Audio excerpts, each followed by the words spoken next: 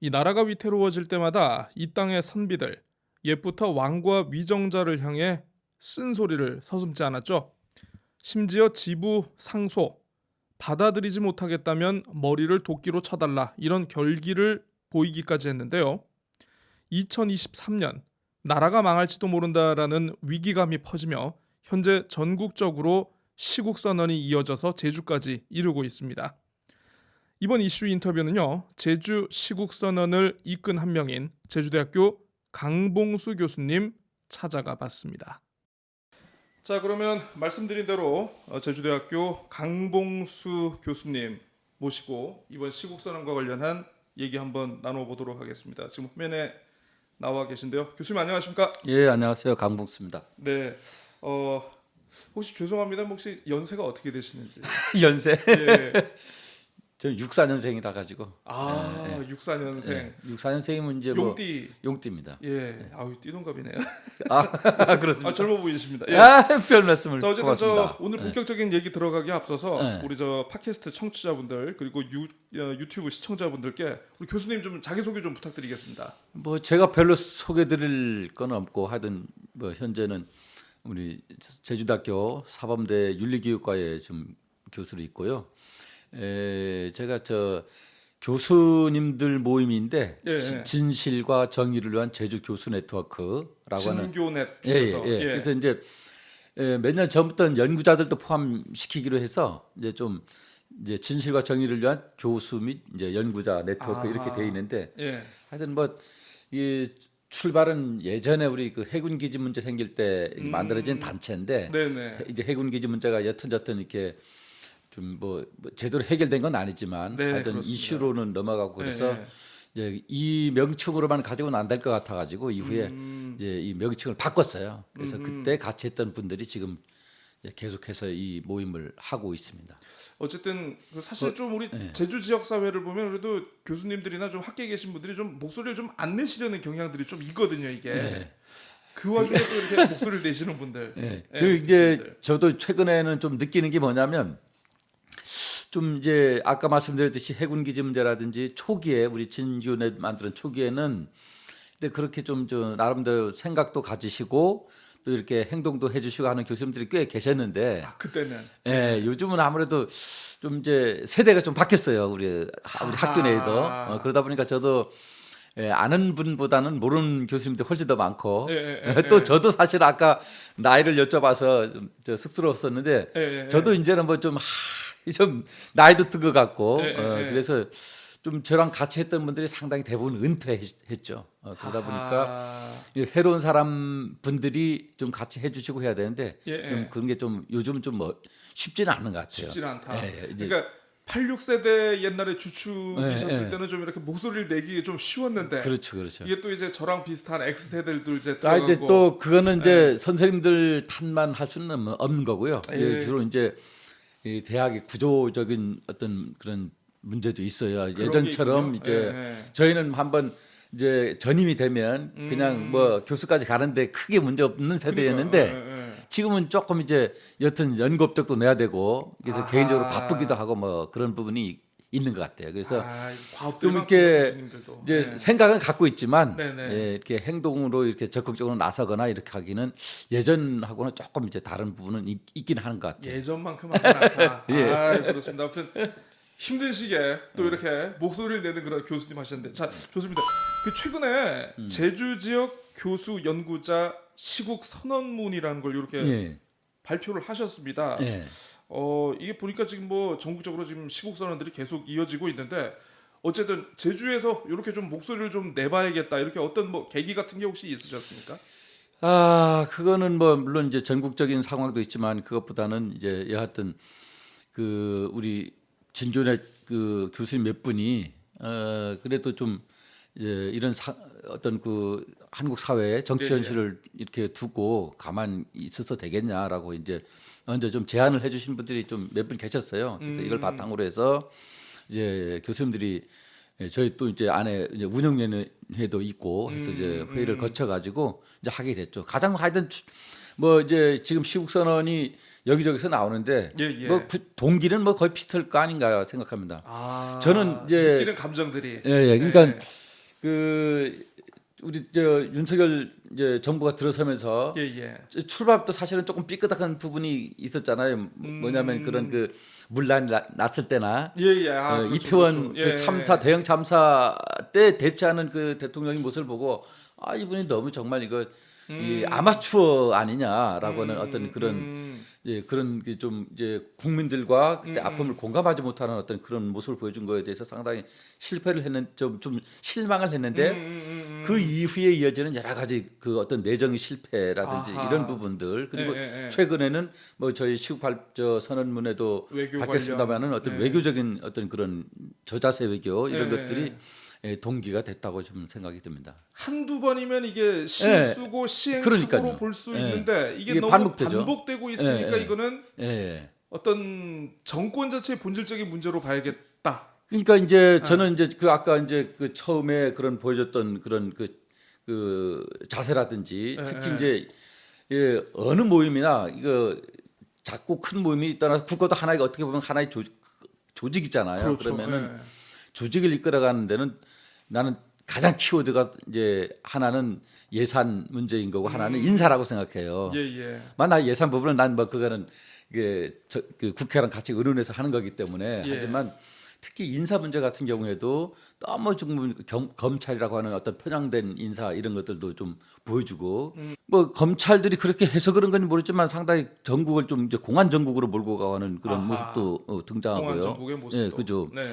그리고 최근에는 뭐 어떤 경제적인 측면에서라든지 어떤 그런 무역 수지라든지 경상 수지라든지 이런 부분들도 상당히 좀 뭐 14년 만에 뭐 마이너스라고 하잖아요. 그래서 이런 거라든지 이런 여러 가지 어떤 내정에 있어서의 어떤 실패 이런 것들을 보면서 좀 사람들이 좀 정말 민생을 살리는 어떤 아하. 그런 정치를 해주셔야 되는데 그렇지 못한 부분이 있고 저는 그런 생각이 들어요. 그래서 최근에 그런 어떤 그 저자세 외교라든지 뭐 일본에 대해서 뭐 굴욕 외교를 하고 이제 많은 지적들이 있는데 예, 예. 어떤 점에서는 그런 내정 실패에 대한 예, 예. 지지를 만회하기 위해서 너무 이제 섣불리 이거를 이제 접근하는 건 아닌지.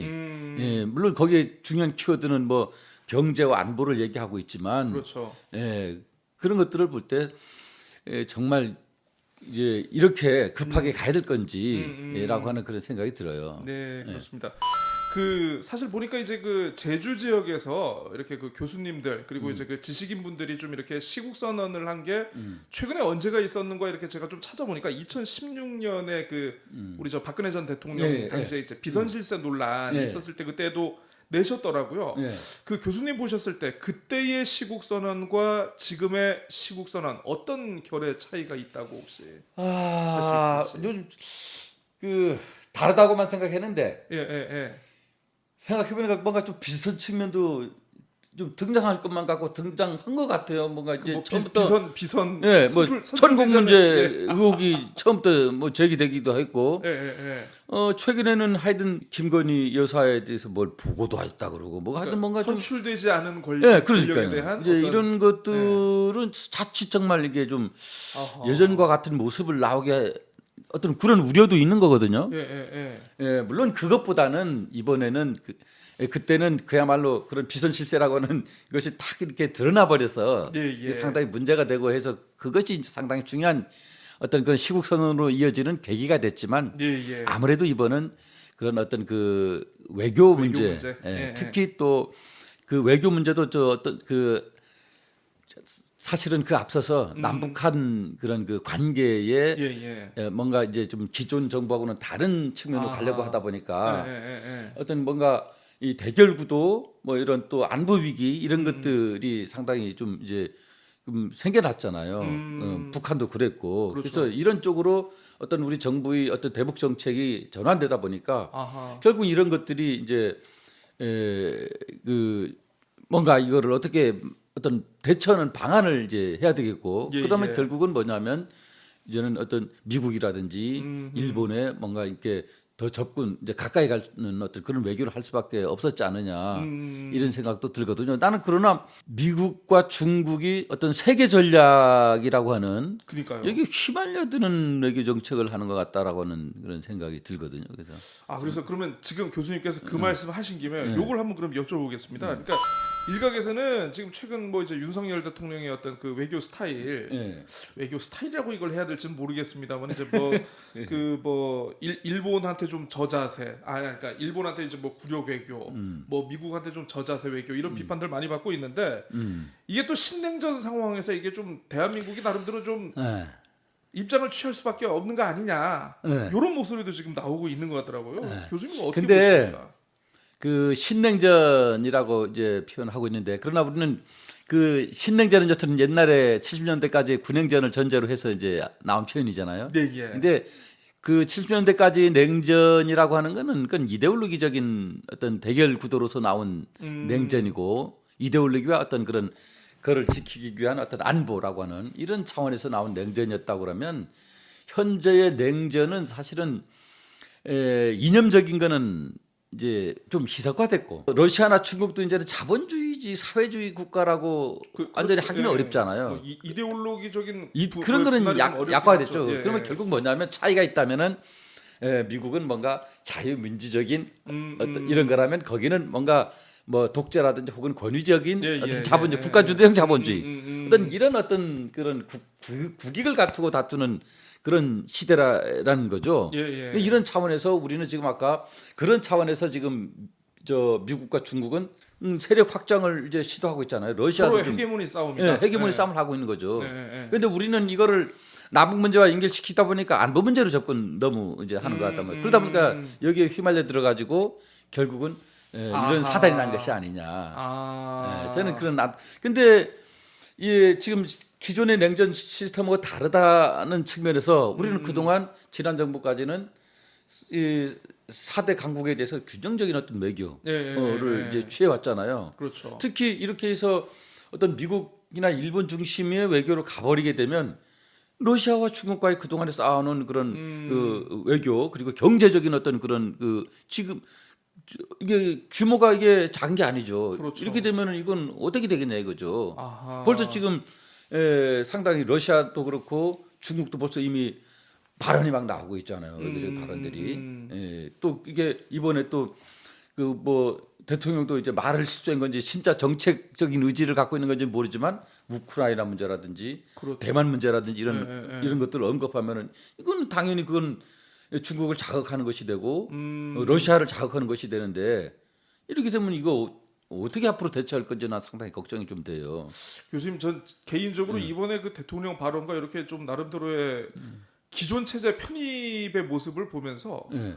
박근혜 전 대통령 당시에 그 개성공단을 폐쇄했던 이게 좀 약간 그러니까요. 떠오르거든요. 예. 너무 좀 외교를 자해적으로 하고 있지 않은가. 예. 예, 예. 그러니까 저는 이제 아무리 이제 지금 이제 우크라이나하고 러시아가 전쟁을 하잖아요. 그 원인이 그 동기가 어떻든 여하튼 전쟁보다는 낮은 자세를 취하더라도 평화가 난 좋다. 예. 그거 아닌가요? 그러면 뭔가 어떻게 보면 남북한 간의 관계도 그동안 쌓아놓은 거를 잘 관리하고 이걸 바탕으로 해서 그 다음 걸 뭘 하려고 해야 되는 것이지 이걸 뭐 지난 정부 했던 거라고 해서 이거 그렇죠. 기존에 쌓아놓은 것을 그냥 내팽개 쳐버리고 이런 대결 구도로 가버리고 그래서 남북한 관계 문제라든지 외교 문제는 이거는 내부적인 어떤 그런 그 정파간을 넘어서서 예. 사실은 오늘날은 그렇게 접근 더 해야 되는 시대잖아요. 네, 그렇습니다. 그런 점에서 저는 이제 남북한 관계가 틀어지게 되니까 이것이 결국은 강대국 외교까지도 이렇게 영향을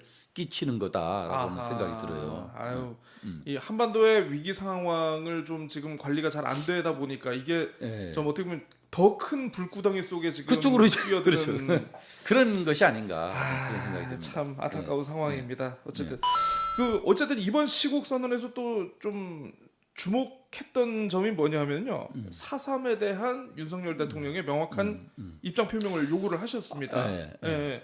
근데 이게 그 지난해 이제 그 당선인 신분으로서 추념식에 그때 다녀오지 않았습니까?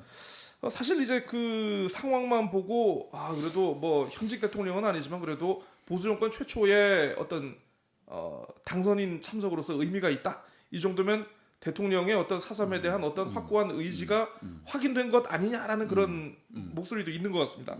혹시 이런 것 관련해 가지고 좀 대통령의 추가 조치 입장 표명이 필요하다고 보시는 이유가 뭔지. 뭡니까 당선인 신분인 때는 아직 인심 쓰고 다니는 그죠? 인심 쓰러 다니는 딱 좋을 때 그런 거고 아까 말씀드렸듯이 이것도 나는 이제 남북 대결 구도로 간 이런 상황하고도 난 무관하지 않다고 봐요. 그리고 대통령이 그런 어떤 그런 그 기존의 안보 중심의 어떤 이런 쪽으로 이제 가다 보니까 이제 우익, 뭐 극우적인 어떤 분들도 목소리를 그동안은 잘 안 내다가 더 드러나게 만드는 난 그런 환경을 난 조성했다고 봐요. 그래서 뭐 아시다시피 4.3에 대해서 뭐 국민의힘 국회의원 뭐 최고위원까지도 나서서 윤리위원회에서 징계 절차에 지금 들어갔죠. 그러니까 이거는 또 뭐 정말 보도 듣도 못했던 정말 섬뜩한 그런 서북 청년단들이 뭐 등장하고 말이죠. 이런 환경을 난 제공한 게 난 어떻게 보면 이런 그 윤석열 정부하고 무관하지 않다고 봐요. 윤석열 대통령 그러니까 윤석열 정부의 출범과 윤석열 대통령의 침묵과 지금의 상황이 무관하지는 않다. 무관하지 않다 이거죠. 그럼 이게 정말 나는 그게 아니라고 생각한다면 정말 이런 상황에서 단호한 입장을 보여주셔야 된다고 생각합니다. 이번에 추념식 때 왔어야죠. 추념식 때 왔어야 한다.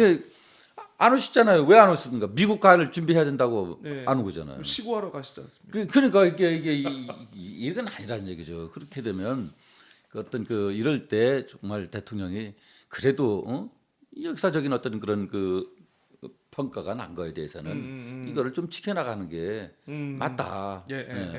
그게 난 보수의 가치이기도 하다고 보수의 가치다. 그렇게 생각이 들어요. 그래서 좀 이제 그런 대통령 단호한 입장도 필요하고 더 나아가서는 우리 5.18처럼 정말 국회에서 4.3 어떤 그런 그 폄훼하는 망언을 하는 어떤 이거를 좀 방지하는 입법 조치도 난 앞으로 해야 될 것이다. 입법 조치가 추가로 필요할 것이다. 이렇게 생각이 듭니다. 그렇습니다. 그 사실 뭐 개인적으로 자기가 옹호하는 정치 진영의 입장이 있을 거고. 뭐 물론 이제 지난 대선에서 어떤 후보를 지지를 하셨건 뭐 그런 입장도 분명히 있겠습니다만 어쨌든 국민의 선택을 받고 출범한 정부이기 때문에 그러니까 내가 선택한 정부가 아니다 하더라도 이 정부가 5년의 임기 동안 국민들을 위해서 굉장히 좀 그럼요. 안정적으로 잘 해줬으면 성공적인 정부가 됐으면 하는 마음은 분명히 있을 것 같습니다. 근데 지금 임기가 1년도 되지 않았는데 지금 참 국정 운영에 대한 아무튼 전반적인 시국선은 지금 계속 이어지고 이게 이어지는 정도가 아니고 지금 둘불처럼 지금 번지고 있을 것 같습니다. 이게 제주에서 아마 다음 주에도 이제 좀 뭔가가 지금 예정돼 있는 것 같은데 혹시 그 이번에 그 시국 선언을 하신 109분 뭐 이제 앞으로 추가될지 모르겠습니다만은 추가 행동도 좀 이렇게 뭐 좀 가능하시리라 글쎄 보시는지. 이번에 그 109분이 참여해 주셨는데 뭐 고맙죠. 근데 다른 때하고 조금 이렇게 비교를 하면 좀 특징적인 측면이 좀 있는데 어떤 게 있습니까? 기존에는 주로 이제 교수 중심을 많이 했거든요. 연구자들도 그때도 오픈했지만 하시는 분이 이제 별로 없어. 특히 우리 대학에서 시간 강의해 주시는 그런 교수님들도 계신데 이런 분들도 참여해 주시고 또 학교 밖에 연구자들도 같이 참여해 주시고 이거는 상당히 기존하고는 뭔가 다른 모습을 보여주는 거다. 그리고 또 대학도 뭐 이제 우리 대학만이 아니라 뭐 한라대학 또 이제 국제대 교수님들도 우리 뭐 거기도 이제 우리 진교대 회원 교수님들 계시긴 한데도 회원 아닌 분들도 이렇게 참여를 해주시고 하는 이런 부분들은 상당히 좀 예전에 비해서 좀 고무적인 측면이 있고 그럼에도 불구하고 숫자적으로 본다면 그렇게 많은 분은 사실은 아니죠. 우리 제주대학교만 해도 교수님이 한 600분 되는데, 뭐 그러나 그건 숫자로 얘기할 건 아니고요. 그렇죠. 근데 이제 제가 이렇게 그 시국 선언문도 무슨 제가 작성한 게 아니고 다른 분이 작성하고 같이 의논하면서 이렇게 픽스를 한 건데 거기에 이제 앞에 부분에 퇴진이란 말을 용어가 한 번 딱 나와요. 그러니까. 교수님들 중에는 이거 무슨 이제 겨우 1년 차인데 이런 퇴진까지 해야 될 사안이냐 그냥 반성촉구 정도면 하면 되지 않냐 반성촉구 그러면서 이제 좀 설명을 어디 좀 셌다 이제 꺼리하실 분도 계셨었어요. 그래서 내가 이제 그런 제가 대답이 예, 전체적인 맥락을 보면 반성촉구고 예, 예, 예. 퇴진자를 놓은 거는 이후에 정말 이게 뭔가 반성을 해서 뭔가 국정을 다시 뭔가 이렇게 다시 회복시키는 예, 예. 그런 조치를 한다면 뭐 끝나는 거고 그쵸. 그렇지 않으면 그 다음 방향은 결국 당신 퇴진이요. 예, 예. 이런 방향으로 갈 수밖에 없지 않느냐. 그거는 우리말 생각이 아니고 지금 나와 있는 다른 어떤 시국선을 하시는 분들이나 그런 분들이 주장들도 큰 흐름은 역시 이제 지금 이제 1년 차밖에 안 된 대통령을 이제 바로 퇴진 뭐 목소리는 그쵸, 그렇게 그쵸. 내고 예. 있죠. 그러니까 준엄한 경고처럼 퇴진이라는 그렇죠. 단어는. 예, 예. 그런 뜻이죠. 그래서 예. 지금 이번 반성해서 고쳐라 아휴. 이런 뜻이 아닐까. 예. 어쨌든 모르겠습니다. 앞으로도 이제 4년이 더 남았는데 예. 아무튼 요건 좀 한번 좀 지켜봐야 될 것 같습니다. 예, 앞으로의 전국과 함께. 예. 어쨌든 이제 뭐 이 전국적인 얘기를 좀 했는데 네. 그래도 또 이제 지역의 또 지식인이시고 하니까 지역 얘기 좀 한번 좀 여쭤보려고 합니다. 뭐, 지역에. 예. 이 오영훈 도정 출범 이후에 네. 뭐 사실 이게 뭐 또 지방 정부의 출범이 또 이제 우리 그 저 대통령실 그리고 정부의 출범하고 거의 시기가 맞물리다 보니까 예. 잘 안 보이는 면이 좀 있긴 있는 것 같습니다. 네. 지역에서는 네. 지역에서조차. 근데 뭐 지금 제2공항이라든가 뭐 제주형 행정체제 개편 같이 이제 여러 진짜 어떻게 보면 하나하나 들여다보면 도민들의 중요한 삶에게 문제들입니다, 굉장히 지금. 큰 영향을 미치는 것들이 지금 계속 진행이 되고 있거든요. 이게 좀 어떻게 지켜보고 계셨습니까?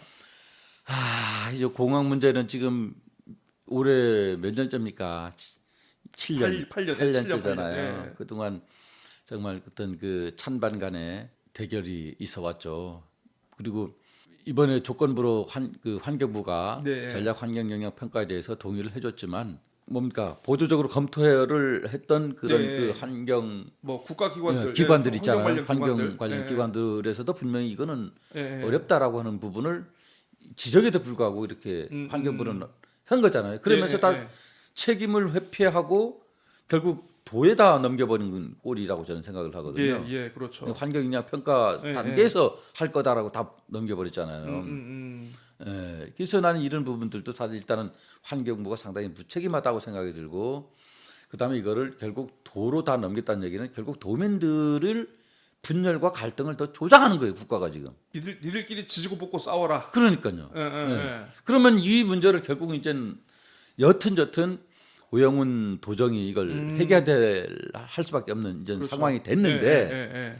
오영훈 도정은 지금까지 한 발언을 요약하면 예. 제가 보기에는 딱 두 가지인 것 같아요. 현 공항은 좀 어렵다 이런 얘기를 한 적이죠. 예. 그리고 물론 이 얘기를 하기 전에 하신 말씀이지만 도민이 어떤 그런 자기 결정권을 존중한다 이런 얘기를 했는데 한편에서는 뭐 여튼 오영훈 지사께서도 정치인이기 때문에 이해되는 측면도 있지만 그렇죠. 이게 이런 갈등을 해결하는 적극적인 자세인가 라고 하는 그런 생각이 들고 만약에 정말 여하튼 그렇게 자기 본인이 이제 말씀하신 것을 정말 지키고 싶다면 나는 지금 시민단체나 바다단체에서 요구하는 것처럼 주민투표를 받아들이는 게 주민투표를 답이라고 생각이 들어요. 왜냐하면 지금 뭐 시민단체 거기 비상도민회라든지 여기서는 이제 계속 뭔가 기존의 환경영향 평가 지적에서 뭐 문제점들을 하나씩 안에 그것도 문제점도 제기하지만 그 안에 새로운 문제들도 지금 계속 제기하고 있잖아요.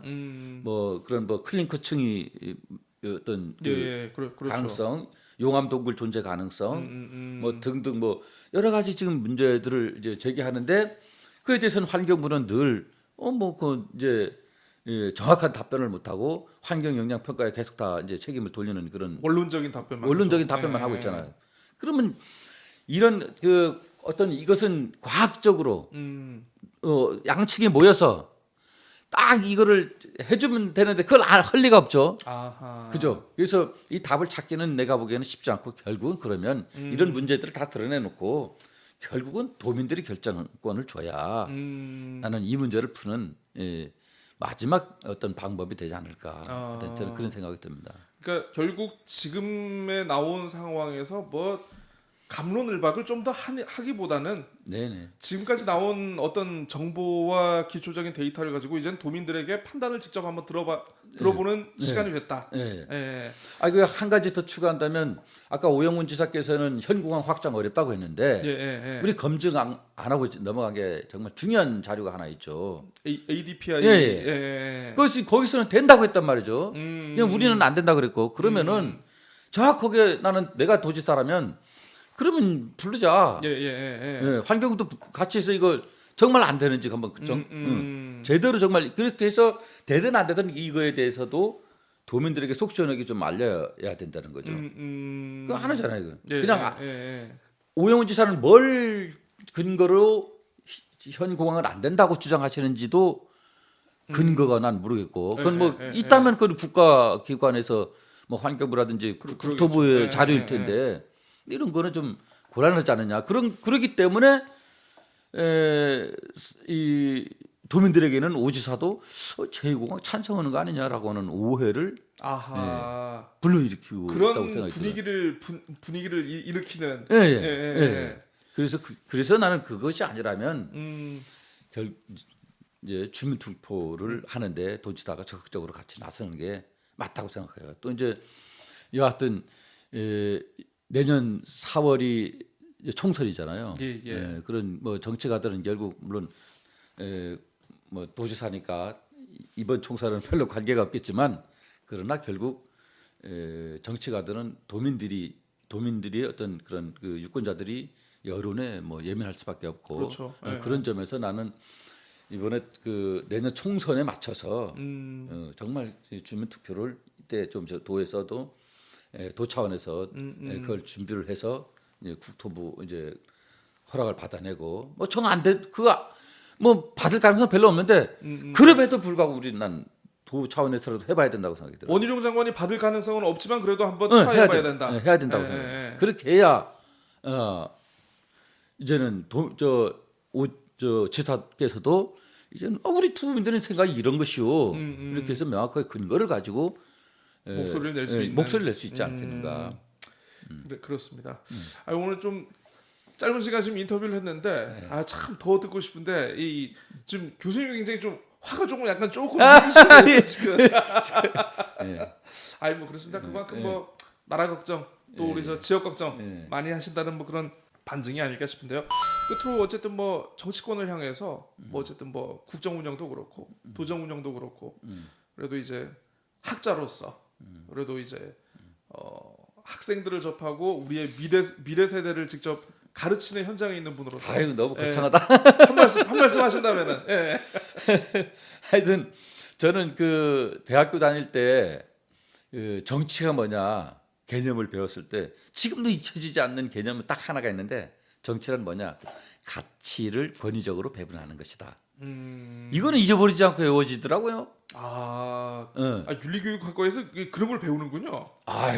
왜냐하면 윤리라고 하는 것은 어떤 사회 구조의 윤리성도 따져야 되니까요. 사회 정의 문제는 이게 도덕하고는 다른 겁니까? 도덕은 그건 개인적인 어떤 행위 주체가 개인이라는 것이고 그러나 개인들이 아무리 도덕적이라고 해도 사회 구조 자체가 부정이하면은 개인들이 도덕성이 꽤 떨어지죠. 그런 학문이었군요. 그래서 윤리가. 윤리교육에서는 그거를 이제 사회윤리라 부릅니다만은 사회 구조, 사회 정의 문제는 매우 중요한 주제죠. 그래서 정치는 그래서 이제 우리가 여기서 우리 학과에서 정치 철학, 정치 사상들을 좀 다룹니다. 그래서 하여튼 그런 가치의 권위적인 배분이라고 하는 그 로버트 달이라고 하는 뭐 미국의 현대 정치학자가 한 개념인데 잊혀지지 않는데 난 지금도 예나 지금나 그건 꼭 적용된다고 봐요. 그렇다면 지금 한국 사회의 가장 큰 문제는 정치권의 문제는 나는 너무 진영 대결 논리, 이분법적인 어떤 대결 논리만 계속 이게 반복되고 있잖아요. 특히 오늘 최근에 와서 더 이것이 극단화되고 있는 모습을 보여주고 있다는 거죠. 그렇게 되면 가치를 권위적으로 배분되는 것이 아니라 이거는 이 대결 싸움을 통해서 어느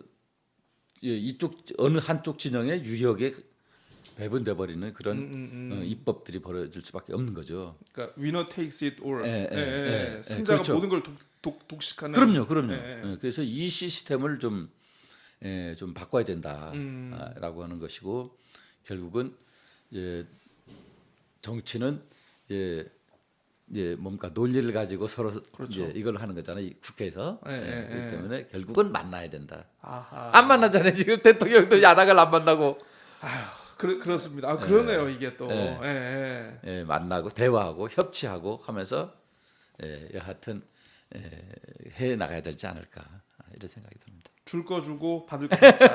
예, 예, 예. 예. 아니 뭐 정치라는 게 어차피 협상의 그러니까요. 과정이니까. 예, 예, 예. 그러려면 일단 만나라. 만나라. 예.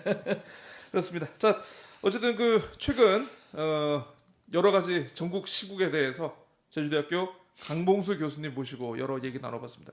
다음에 또 다른 내용으로 한번 좀 인터뷰 더. 아이젠 그만 오십시오. 감사합니다. 예, 바쁜 시간 내주셔서 감사하고 오늘 좋은 말씀 너무 감사드립니다. 고맙습니다. 예, 고맙습니다.